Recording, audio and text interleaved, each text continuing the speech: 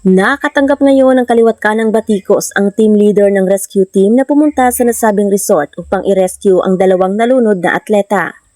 Mahigit isang linggo na nang masawi si Rene Baterbonia at Divine Adili sa pagkalunod.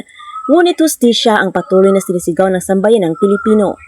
Uhaw na uhaw ang mga Pinoy fans sa hustisya at katarungan para sa dalawang nasayang na buhay. Ngunit mas lalong tumindi ang galit ng mga netizens matapos lumabas ang isang drone footage ng rescuer kung saan makikita ang pag-rescue nila kay Baterbonia. Makikita sa video na hinahatak nila sa dalampasigan ang binatilyo upang bigyan sana ng paunang lunas. Ngunit kapansin-pansin na tila hindi kabilang sa rescuer team ang gumagawa ng CPR kay Rene.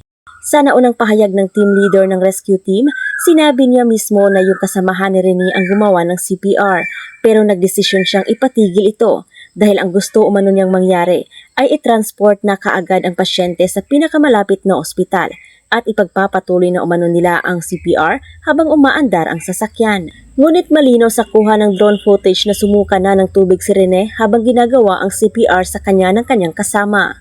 Ngunit ipinatigil nga ito ng isang babae. Kaya pala isipan ngayon sa mga netizens kung marunong ba talagang mag-CPR yung mga rescuer na pumunta roon. Dahil kung oo, bakit hindi sila ang gumagawa ng paunang lunas kay Baterbonia?